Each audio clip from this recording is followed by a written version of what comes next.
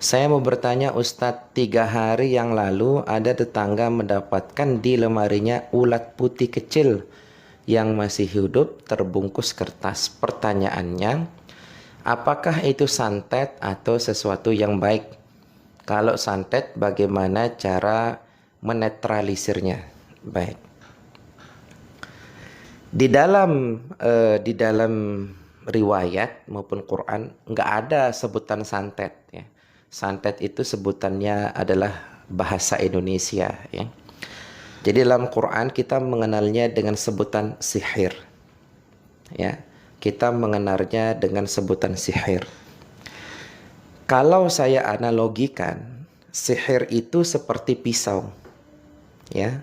Sihir itu seperti pisau. Ya, sihir itu ada 3 bagian. Ya, jadi sihir itu ada 3 model, ya, secara garis besarnya. Ya. Yang pertama disebut sihir maridhah. Sihir yang membuat orang menjadi sakit, baik sakit fisik maupun sakit psikisnya. Ya, baik dia dibikin sakit mentalnya, gila, atau sakit badannya. Itu namanya sihir maridhah atau sihir yang membuat sakit. Nah, adapun sihir yang kedua disebut dengan sihir tafriq. Sihir tafriq itu adalah sihir pemisah, ya, yang memisahkan sesuatu. Itu namanya sihir tafriq. Antara suami dengan istri dibuat bercerai, antara penjual dengan pembeli dibuat pisah, ya, dibikin sepi, atau antara ibu dengan anak, keluarga dengan keluarga, bos dengan karyawannya, memisahkan. Itu namanya sihir tafriq, ya, sihir pemisah, sihir perceraian, ya. Nah, yang ketiga ada namanya sihir mahabbah. Sihir mahabbah itu sihir yang mendekatkan suami dengan istri, mendekatkan penjual dengan pembeli. Intinya membuat orang suka, membuat orang cinta. Itu namanya sihir mahabbah. Dan ketiga-tiganya haram, ya, ketiga-tiganya haram. Nah, tadi saya sudah sampaikan sihir itu ibarat pisau, ya. Jadi pisau ini kan nggak bisa berbuat apa-apa kecuali ada yang menggerakkan pisau itu. Secara metafisik yang menggerakkan pisau itu adalah jin. Jin suruhan. Siapa yang nyuruh? Dukun, oknum dukun, oknum tukang santet. Nah, jadi sihir itu ibarat pisau dibawa oleh jin, ditancapkan ke tubuh seseorang, misalkan ditancapkan di dada, sakit dadanya, ditancapkan di kepala, sakit kepalanya. Ketika ditancapkan di kepalanya, lalu diikatlah antara pisau dengan orang yang sakit. Nah, ikatannya itu namanya buhul, ya. Ikatannya itu namanya buhul. Jadi sihir itu ibarat pisau. Orang yang membawa pisau ini disebut jin, ya, jin. Jin ini lalu menancapkan pisau itu misal di kepala, di dada, di perut, di kaki. Lalu antara pisau dengan orang yang sakit itu diikat.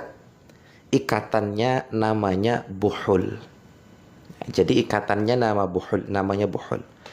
Nah, buhul itu sendiri atau media buhul itu sendiri ada 2. Ada yang nyata, ada yang goib. Ada yang zahir, ada yang goib. Nah, adapun buhul-buhul yang nyata itu banyak macamnya. Pertama, bisa binatang yang nggak masuk akal ada di rumah, bisa juga termasuk buhul. Ya, bangkai-bangkai, ya, yang istilahnya dijadikan tumbal atau darahnya diminum dan lain sebagainya. Nah, ini bisa menjadi buhul sihir. Yang kedua, bisa buhul itu ditanam di dalam tanah. Yang ketiga, buhul itu bisa ditenggelamkan di dalam air atau laut. Ya. Jadi dia bisa berbentuk binatang, dia bisa berbentuk benda yang ditanam di dalam tanah, atau yang ditenggelamkan di dalam laut. Ya. Ada yang di dalam sumur, ada yang di dalam tanah, ada yang seperti bangkai dengan media bangkai-bangkai, itu ada. Ya, contoh begini, buhul yang menggunakan bangkai-bangkai hewan-hewan tertentu, misal begini. Dia bisa menggunakan bangkai, dia bisa menggunakan kotoran, ya. Dia bisa menggunakan bangkai atau bisa menggunakan kotoran. Contoh begini. Ada seorang ada seorang oknum dukun ingin menyantet seseorang, ya. Lalu disembelihlah, misal anggap saja ayam hitam, ya. Disembelihlah ayam hitam, lalu darahnya dia pakai mandi atau dia pakai minum dan lain sebagainya. Tapi disembelihnya dengan tidak mengucapkan Bismillahirrahmanirrahim. Jadi disembelihnya dengan mantra-mantra tertentu yang tidak menyebut nama Allah dan Rasulnya. Lalu setelah binatang ini mengering atau agak kering atau keluar bau busuknya, lalu dipanggillah jin. Ya, dipanggillah jin, ya.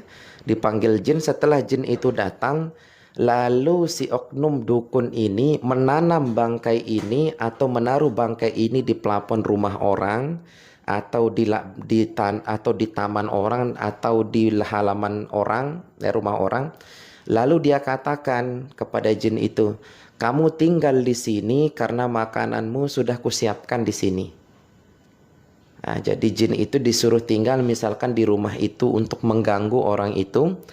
Nah, sebagai bekalnya daripada jin itu sesajen, mohon maaf, bukan sesajen, ya, buhul yang tadi. Ya, buhul yang tadi. Nah, jadi kalau misalkan ada binatang-binatang yang tidak masuk akal ada di rumah dan itu berlanjut berkali-kali, maka itu bisa menjadi tanda daripada tanda-tanda sihir. Ya.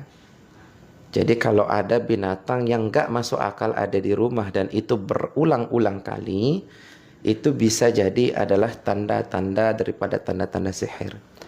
Nah, adapun cara menetralisir sihir banyak macam, ya. Yang pertama, cara yang paling sering dilakukan orang dan ini yang paling simpel adalah jangan mensugesti diri, ya. Jadi kalau menemukan bangkai yang tidak masuk akal di rumah, bilang aja, santai, ini bukan apa-apa.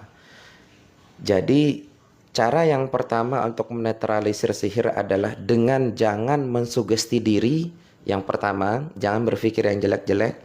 Yang kedua, sering-seringlah bahagia dan tertawa.